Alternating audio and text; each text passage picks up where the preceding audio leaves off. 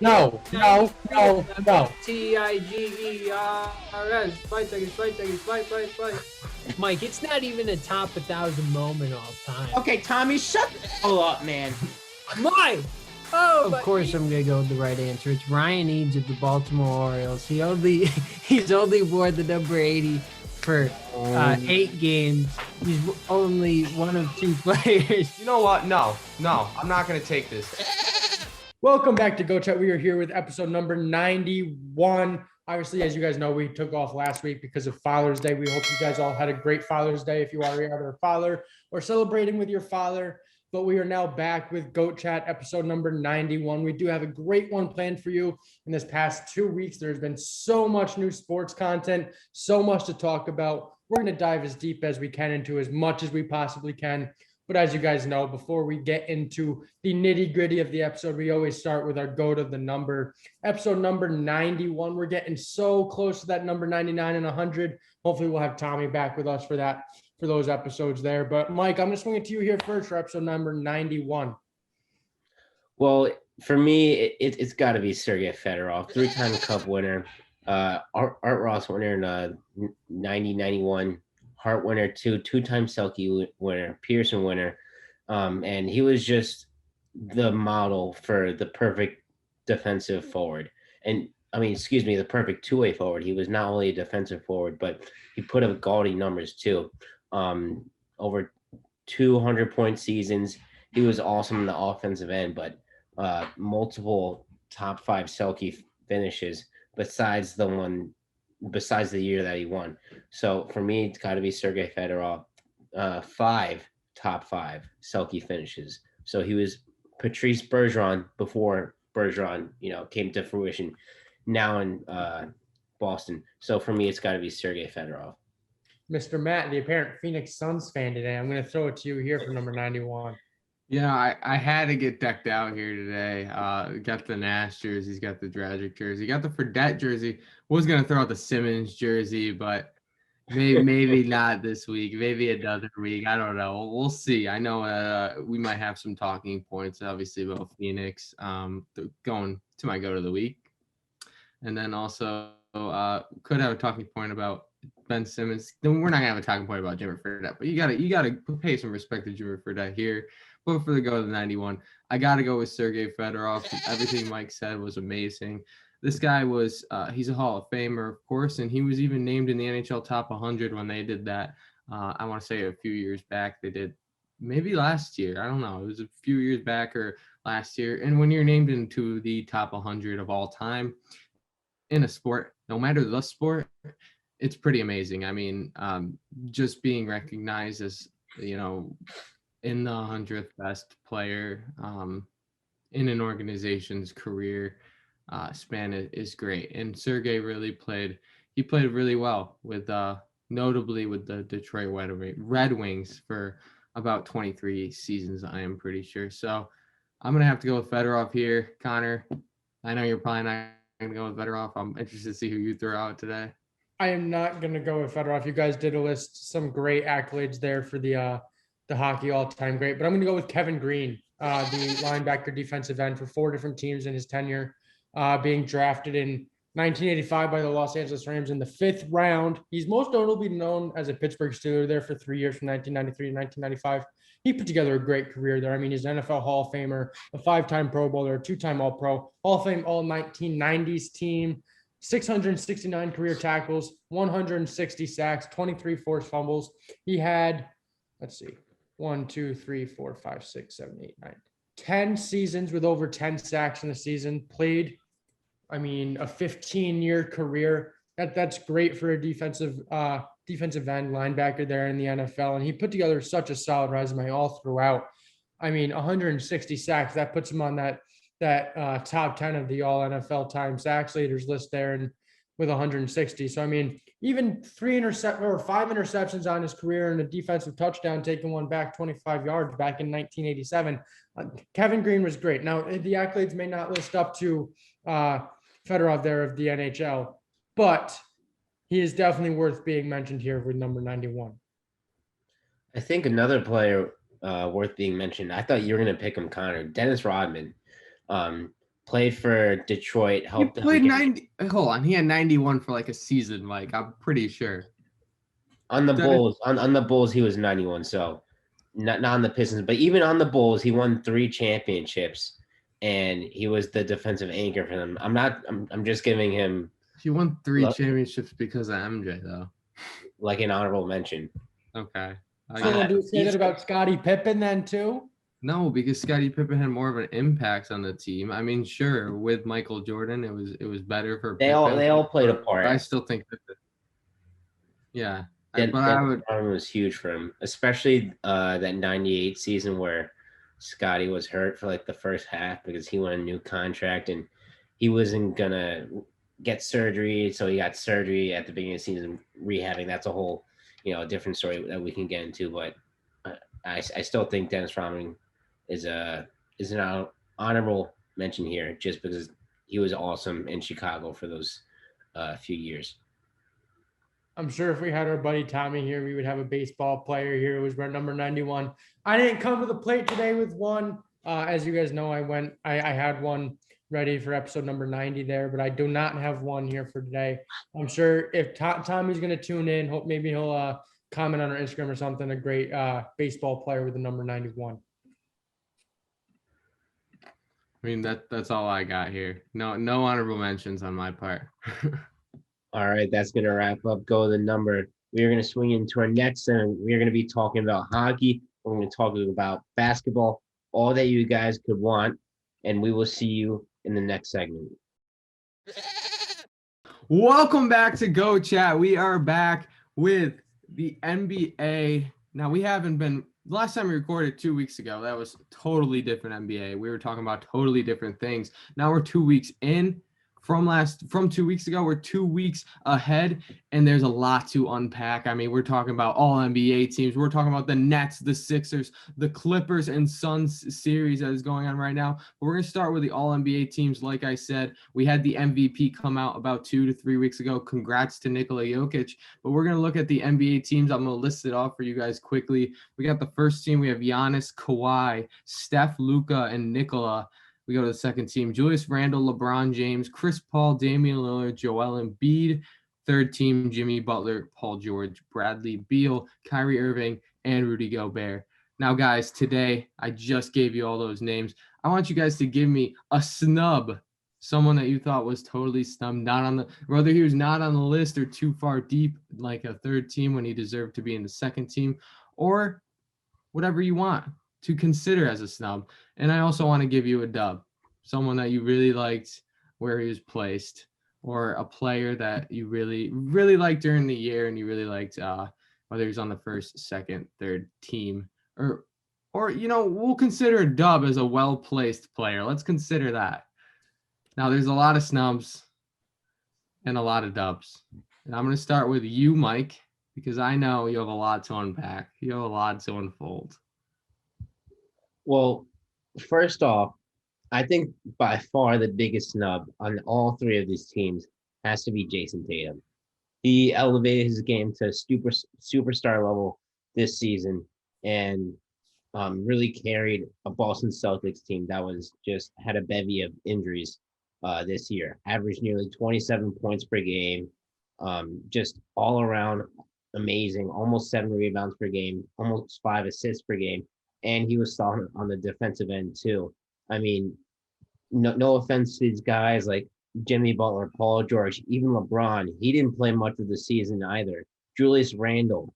Jason Tatum played more and better than all of these players. I love what Julius Randle did in New York, most improved player, all that good stuff. But I'm sorry, he just did not play better than Jason Tatum this year. Jimmy Butler, he did great things for Miami again. He wasn't his normal self, and that's part of like all the injuries accumulating to his performance this year. But Jason Tatum was flat out better than him. Same with Paul George. It's ridiculous. It's absolutely ludicrous why Jason Tatum is not on one of these teams. I think he should be on the second team, 100%. Third team, whatever. I'll give you some leeway, but not being on any of those 3 teams is an absolute disgrace. It's just a slap in the face. And he made the third team the year before where he played worse. He's solidified himself as a top 15 player in the NBA this year. And I'd argue top 10. So Jason Tatum, 100% biggest snub. Top 10 player. Yeah, I think Really? I think he's 10. Okay. I mean, I feel like I could go through 10 players better than him, but I mean, hey, whatever you think, Mike. Now, would you placing him on the second team? Would you bump Randall down to third and take out Jimmy, or would you bump LeBron down to third?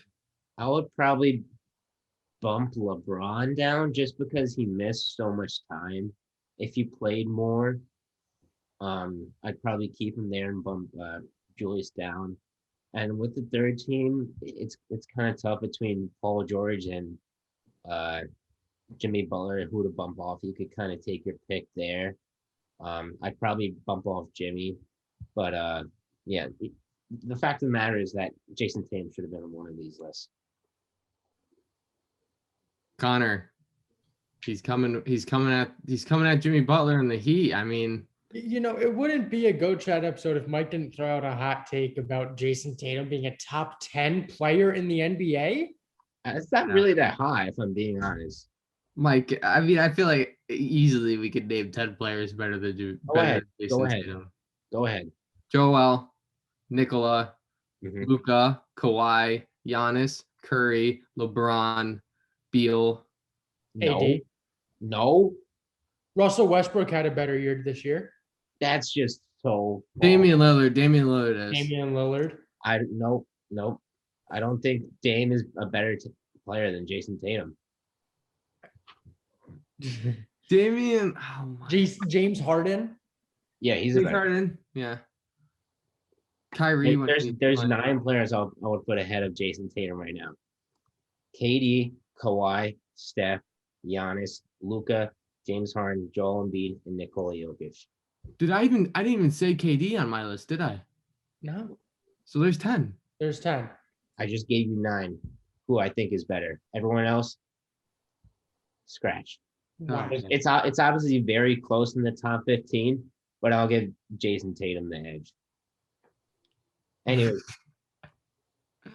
I mean, we're just. I think we're gonna have to give a pull out to the Go Chat viewers coming out. I know a lot of people aren't gonna agree with me, but I think he's at that level. And what it's a hot take. I mean, you just said it wasn't a hot take, so I feel like that would be meaning people would be agreeing with you. But it's probably like 60, 40, 70, 30. No. You don't think so? No, probably I think what he did this playoffs really proved that he's a top 10 player, dropping 50 on the Nets, just every single game going out. Damian Lillard does that like in his sleep for the past like 3 years. I understand, but he doesn't play as good defense as Jason Tatum. Damian Lillard is a liability on the defensive end, while Jason Tatum is 6'8", nearly 7-foot wingspan, and can move his feet much better. That's why I think he's a better player than Damian Lillard. All right. Well, I feel like we could go on and on. Connor. Yeah. Well, I mentioned one of my biggest snubs in this argument is Russell Westbrook. I'm shocked that he wasn't on any of these teams. I mean, he averaged another triple-double this year, 22.2 points per game, 11.5 rebounds, 11.7 assists, shot 44% from the field, 30% from three. I mean, we look at these lists. You put him there on the second team over Chris Paul, I would say. You bump Chris Paul down to 3, and I guess take Kyrie off. I don't know. Russell Westbrook deserved a spot on one of these teams with the way he played this year. You're bumping Chris Paul off? Why? No, I'm bumping Chris Paul down to 3. Well, yeah, that's what I mean. No. You guys are both ludicrous today. What did you guys eat? I actually had a really good breakfast if you want to hear about it. Chris Paul was 4th in MVP first place voting. Yeah, with how many votes? 2? Joel had like 3, but still, you can't bump Chris Paul off the second team. I mean, if Luka and Steph weren't so great, Chris Paul could easily be a first team. Well, you know. Now I see why you have the freaking Suns jerseys behind you. We're all about the Team Suns today. Listen, I don't understand you because you've literally been anti-Russell Westbrook for the longest time. You argued so hard against the Wizards. You argued so hard that John Wall was the better side of Russell Westbrook, and now you're coming out and saying Russell Westbrook deserves more credit than Chris Paul. Look at his numbers this year. 22 points per game and over 11 assists and over 11 rebounds. He averaged a triple-double. I don't know how you can argue against him being on one of these All-NBA teams. I mean, and then let's look at Chris Paul's numbers this year: 16 points per game, 4.5 rebounds, and 8.9 assists. Okay, you can't compare. You can't compare these two athletes because they play so differently. Chris Paul is a floor general. He passes the ball. He distributes to where the ball needs to be, and he makes a team so much better. I mean, we saw what he did with OKC last year, and now Phoenix is in the Western Conference Finals, and they had practically the same team other than Chris Paul. I mean, we can't take anything away from Russell Westbrook because his team as a whole didn't make it to the Western Conference Finals. The numbers that he put up this year are insane. 20 points a game, 11 rebounds, 11 assists. He was also hurt. He was also hurt for partial / I don't know if it was exactly majority of the year. He played in 65 of the 72 games. But he was hurt during the year, and he was playing with an injury too. And then he really just started going in the past couple months, I'm pretty sure. Because when we had the conversation whether Russell Westbrook was whether that Wizards conversation, I think that was in March, Russell Westbrook wasn't having good numbers then. And that's what you said. So if you want to say he's our all-NBA second team over Chris Paul, then I want to see more from him throughout the whole season, not just like 1 or 2 months. I mean, hey, he's got great numbers. He always puts up great numbers. We know that. He's a triple-double machine. But give me easily Chris Paul is better than Russell Westbrook. Matt, easily. I think I'm on the same page with you here. I'm just curious as to why. Because you kind of just been saying that Chris Paul should be on the first team. I'm curious. No, I'm saying if Steph. I mean, on the second team. Sorry, on the second team. I just said Chris Paul played so much better than Russell Westbrook throughout the whole year. And you look at what he's done to that Suns offense. I mean, yes, Devin Booker is fantastic. DeAndre Ayton's been playing really well. Mikal Bridges has been playing great too. But since he's came to that Suns locker room, he's really on the court, obviously performed to where he's moving the ball well. He's distributing where it has to go. He's being the Chris Paul that we know. And he's how old is he? He's aging like fine wine at this point. All I'm saying is there had to be a spot for Russell Westbrook on one of these 3 teams. Sure, I'll give you a third team, but I don't think that he should be. I would give him over Kyrie Irving. I'll give you that leeway on the third team. That's what I said. Is you put Russell on the second team, Chris Paul on the third, and you bump out Kyrie. He's not on the second team, Connor. I definitely agree with that. He should be at least on one of these teams. I think it's kind of a toss-up between CP3 and Russell, because I feel like a lot of people, obviously Chris Paul is extremely important to the Phoenix Suns team, but their resurgence didn't start when Chris Paul got to Phoenix. It started in Orlando, Florida, when they went 8-0 in the bubble. That's when they realized that they can really make a push in the Western Conference with Monty Williams coaching them. They really start to believe them then. And their team back then was similar to the team they have now. They added Jay Crowder and some other pieces in the offseason. But I think there is an argument to be made that Russell Westbrook did deserve a spot over CP3. I'm not necessarily agreeing with that because CP3, a lot of his impact is away from the stats and with his leadership. But I think we all can agree on that without either of these players, the Wizards would probably be a bottom 3 seed in the East, and the Phoenix Suns wouldn't be close to where they are now. So 100% both these guys deserve a spot on the All-NBA team. Let's hear your pick, Matt. Who's your snub?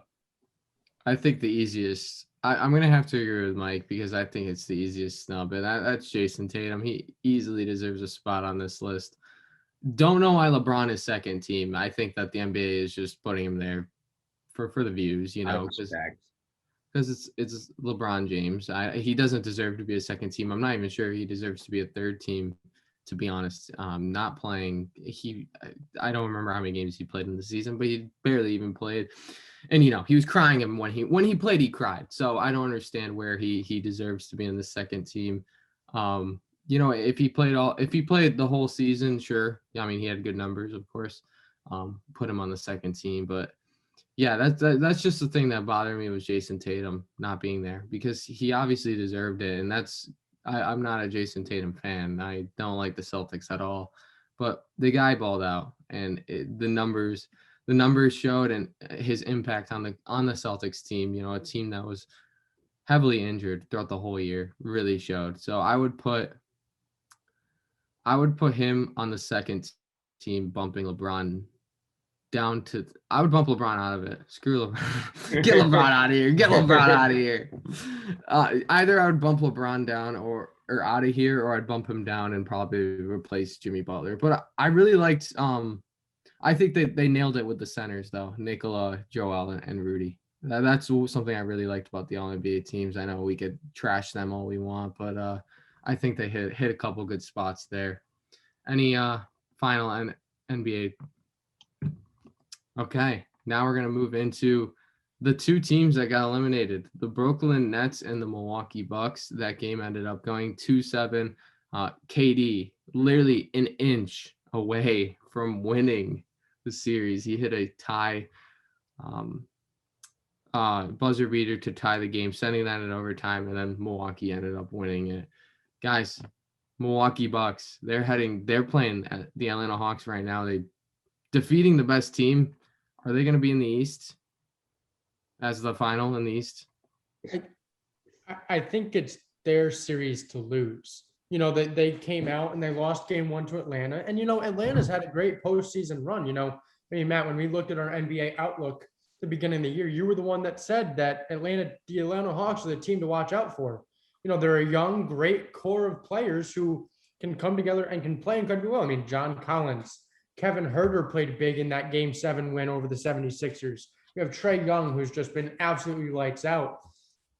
But also, I mean, it's the Milwaukee Bucks, and, they've had their postseason runs come to an extreme halt in the Eastern Conference semifinals the past couple of years. This is different. This is different. This is a different Milwaukee Bucks team. I think we're seeing a different fire from Giannis Antetokounmpo than we've seen in years past. I mean, last year he got hurt in the series against Miami. He seems to be 100% healthy and going out there and putting everything out on the court and playing so incredibly well. And they're playing good team basketball. I think it's the Bucks to lose. I think the Bucks, they have a spot pretty much secured in my mind in the NBA Finals.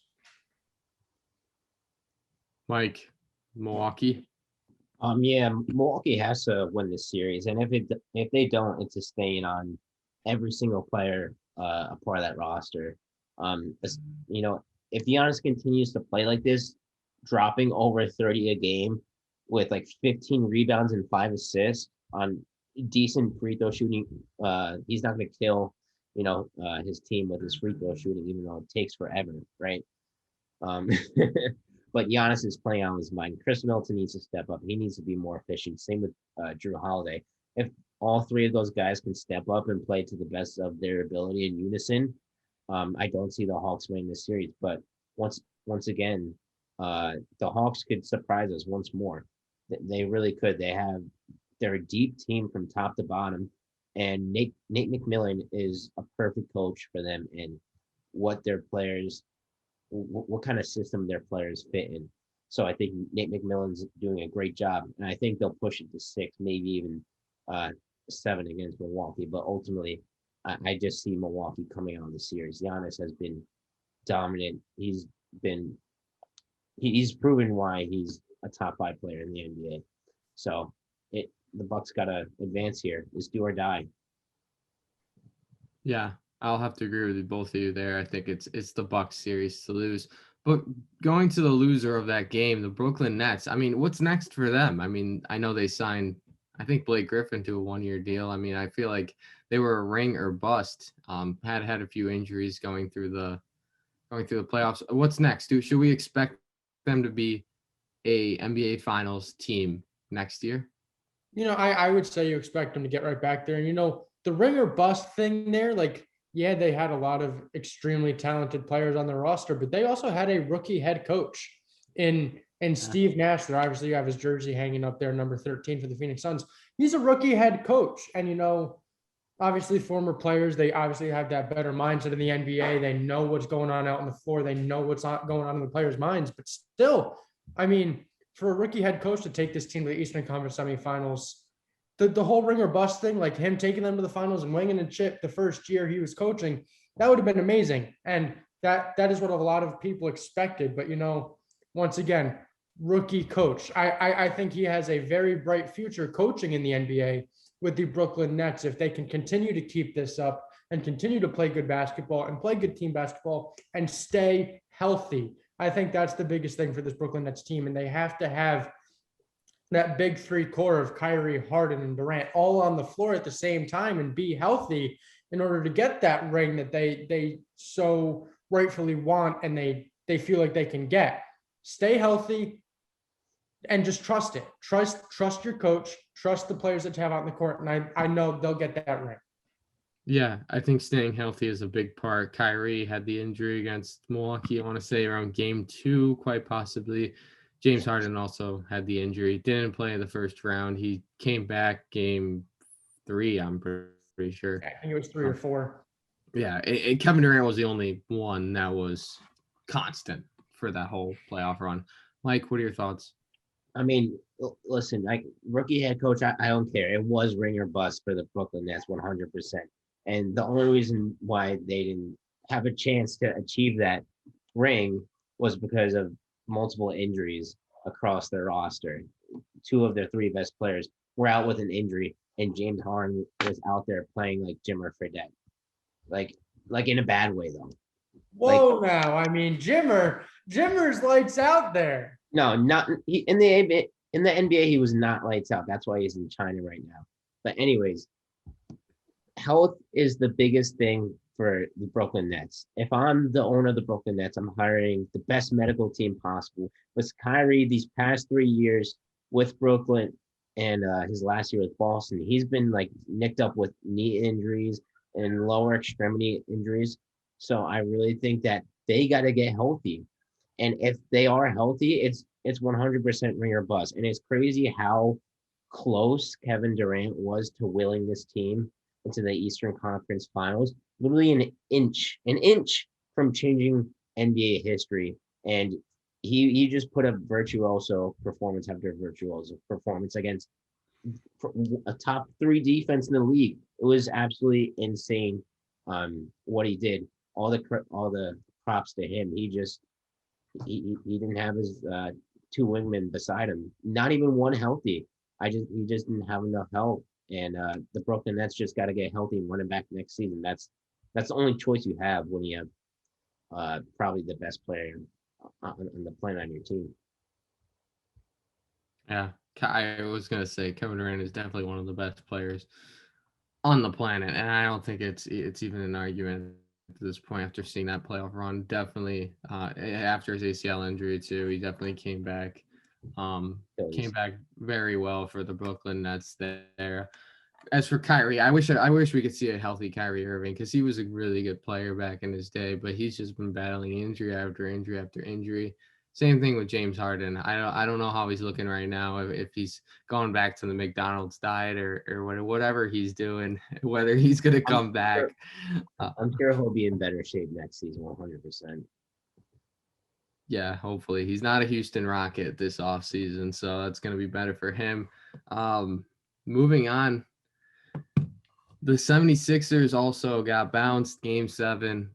Kevin Huerter, like Connor said, really showed up for that game, and the 76ers went down. Seems like Joel Embiid and Seth Curry versus everyone else because the teammates just weren't there, and one of those teammates that just weren't there was Ben Simmons, who has really been heavily criticized for the past week.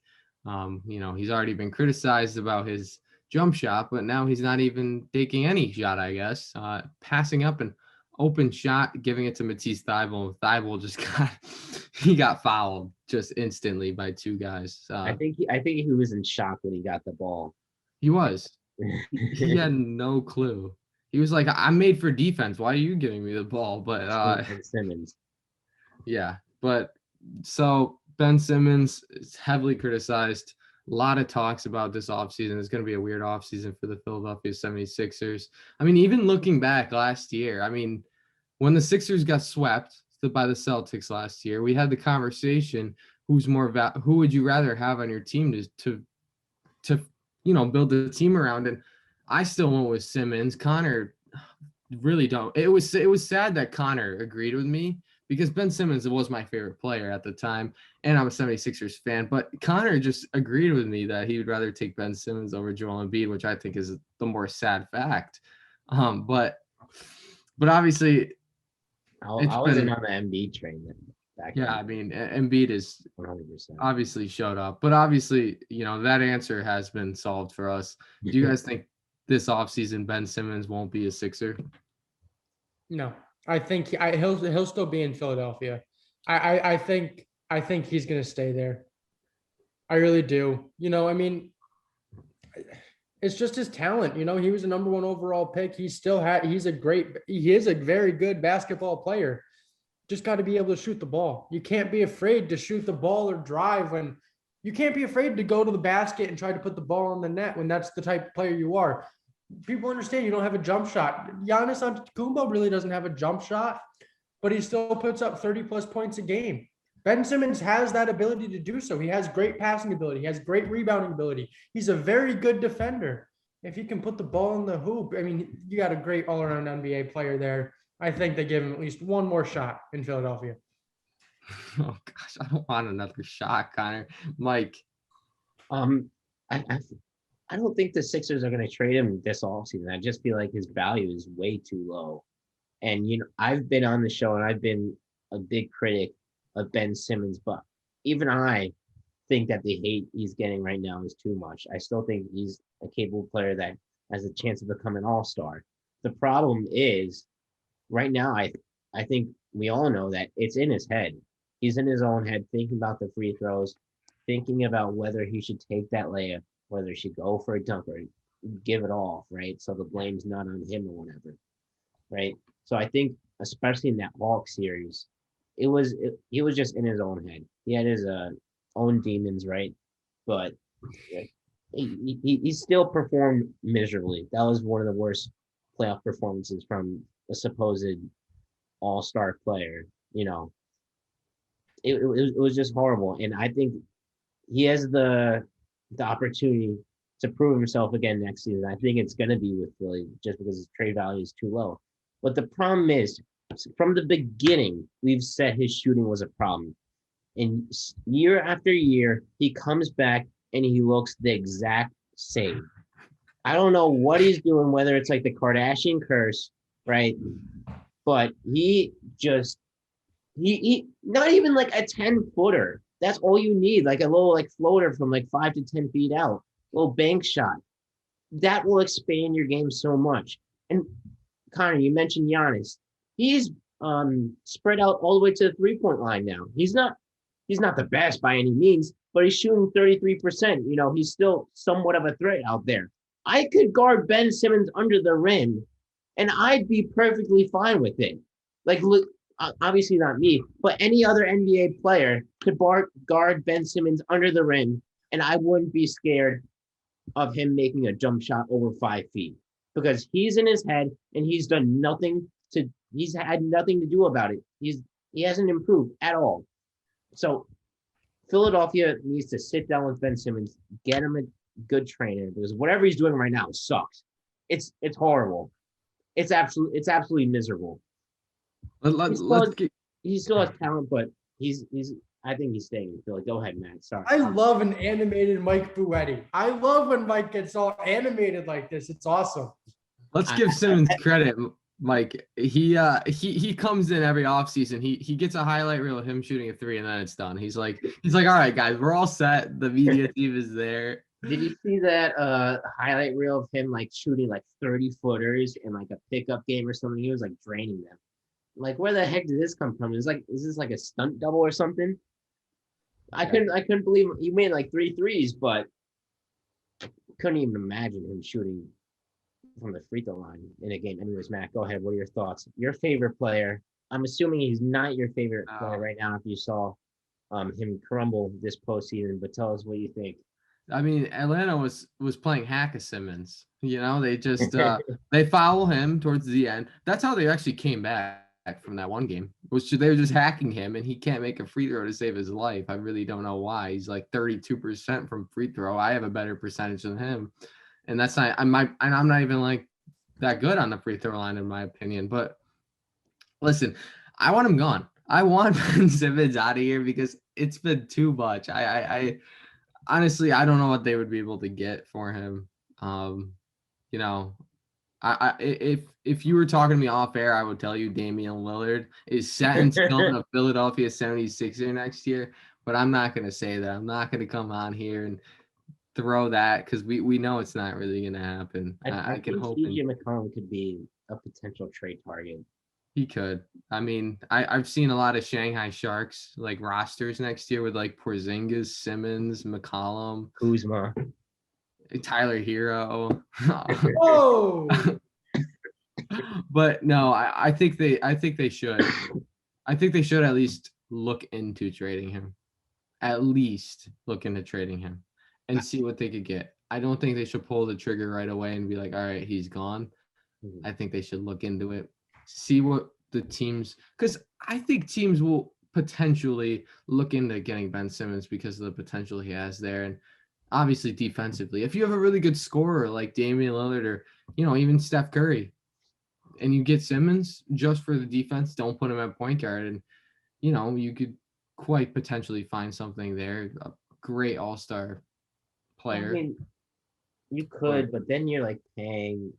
Yeah, you're also paying just for someone to play defense and stand in the corner, not have any impact on the offensive end at all. And we saw how that happened in Philly with arguably the most dominant big man down low with Embiid and Seth Curry, who's absolutely lights out from deep, along with Tobias Harris. They had a ton of spacing, but still wasn't enough space because Ben Simmons just shrunk the court so much. But I think what the Sixers should have done, I texted this in our group chat, I think a couple weeks ago. There were reports how the Sixers weren't willing to include Ben Simmons in a James Harden trade. That was probably one of the biggest mistakes in franchise history. I understand that they would have had to include more than that, right? Probably like Tyrese Maxey, Tybalt, or whatever, right? But I legitimately think that Harden would have made them an NBA Finals contender and arguably the favorite. No, I don't want Harden. Harden's just hurt. He's either hurt or just. This was really the first season where he got banged up in a while. You know what I mean? And I think that has to do with him coming in out of shape. But I just think that's what the Sixers should have done, and they would have put themselves in a great position for an NBA championship, because that pick and roll with Embiid and Harden would be just lethal. I don't know. Well, the world may never know. But finally, moving to our last NBA topic. I know this has really been pretty drained on, but going to the Suns Clippers game 4 was just played last night while we're recording this. A tremendous game. Really great games, all of them. But the Suns currently lead 3-1. We know the Clippers blew a lead last year 3-1. Can the Clippers do the total opposite and win 3-1? Connor, I know you wanted to talk a little bit about last night's game, so I'll give you the floor first. I'll tell you what. There's no way they can come back from 3-1 if their offense looks as lethargic as it did last night on Friday or on Saturday night. It looked absolutely terrible. You can't trust Paul George to be your number one guy out there when he only shows up every 5th day apparently. I mean the way that fourth quarter was to start off, both teams looked absolutely terrible. Both teams started the fourth quarter 1 for 8 from the floor, and it didn't get any better. The only way the Clippers are gonna make a run back into the NBA Finals Why? is if they can shoot the ball. And Kawhi comes back, supposedly from his injury or whatever, the ACL. Kawhi sitting up in the stands, not even down on the bench with his team, showing no emotion. And I know that's who Kawhi Leonard is. But your team's in the NBA Western Conference Finals. Like, you got to show something. You got to be able to show up. And the players aren't showing up. And you know what? Same thing with Phoenix, really. I mean, they really didn't shoot the ball well. I mean, DeAndre Ayton had a great performance under the rim there with racking up. I think he had like 16 or 17 rebounds. 22 rebounds. I mean, that's the game right there. Those offensive rebounds that he grabbed and all those defensive rebounds that he grabbed, that's the game. But you know what? If the offenses continue to play like this in the NBA Finals against, say, the Milwaukee Bucks, they're not winning. They're not winning. The Milwaukee Bucks will put up 130 points a game like they did against Atlanta. Like, it's good. It's just going to be like that. So if your offenses are going to continue to be this lethargic, you have no chance at a title. Mike? I'm kind of on the same page as Connor here. That offensive showing in the fourth quarter for both teams was just shocking. It was insane. The Clippers had a stretch of like 4 to 5 minutes where they didn't even score a basket. I mean, it was ridiculous. And obviously part of that is with Kawhi being hurt and Marcus Morris is hurt too. But one thing I want to point out for both of these teams is that injuries is really catching up to them. You know what I mean? Chris Paul came back from COVID. He doesn't look the same. Devin Booker, what happened? He break his nose. He's not looking that great either. And I know Paul George doesn't have an injury, but I think he's played over 100 more minutes than any other player in the NBA playoffs. He's playing over 40 minutes a night. And, Connor jokes saying he's showing up every fifth day like a starting pitcher, right? But I think he's just fatigued at this point. He's out there almost every minute of every game for the Clippers. And do I think that they could come back? They need to win Game 5, and Kawhi, is unlikely to play that game. Do I think they can win that game? Yeah, I kind of think they will win that game. I still think that they got some fight in them. I think Ty Lue is going to have some nice adjustments to make. And hopefully Kawhi could be back for Game 6, but I doubt it. I think his injury is kind of serious. But I think at the end of the day, it's going to be a Suns-Bucks NBA Finals. Yeah, that game was awful of the fourth quarter to start it out. It was just I think I watched the fourth quarter because I was at my friend's house. The Yankees Red Sox game was on. So I was watching. Don't talk to me about that game. If you want to start on that for a second, the Red Sox had 7 infield hits. Okay, so back to basketball. That's more sounding like the Yankees have poor infield defense, if I'm being honest. Yeah, I Judge did miss that one.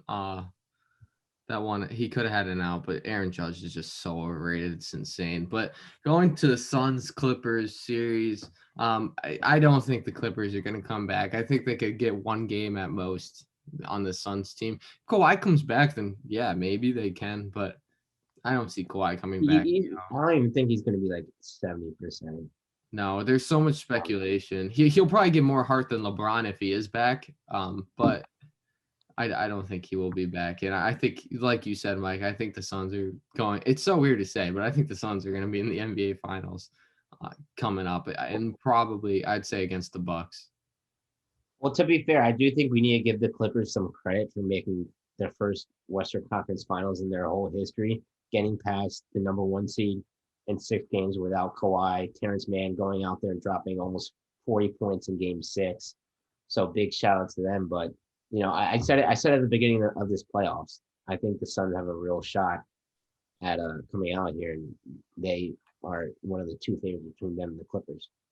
Well, I would like to say this has been a very, very long-winded NBA playoff recap. But we touched on a lot of points. I mean, we had 2 weeks of basketball to talk about. We definitely touched on a lot. If you guys feel like we missed anything, definitely drop a comment. Let us know what you guys think. Can the Clippers make a comeback? Is Ben Simmons going to be a Philadelphia 76er next year, you let us know. We will be right back after this.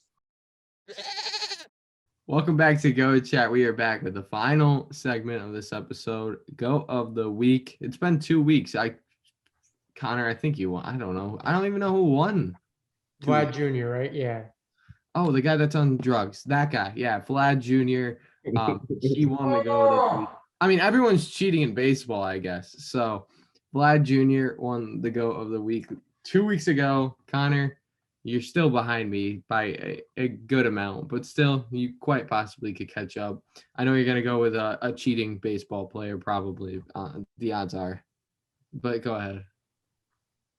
All right, we got to cut out this cheating type drug stuff. I mean, it's the only sport that has Hall of Famers who did drugs. No, they actually don't have any Hall of Famers who did drugs. Okay, they have guys who want to be in the Hall of Fame who quite possibly did drugs, and they have the Astros scandal, cheating. Ultimately, just go ahead. I think.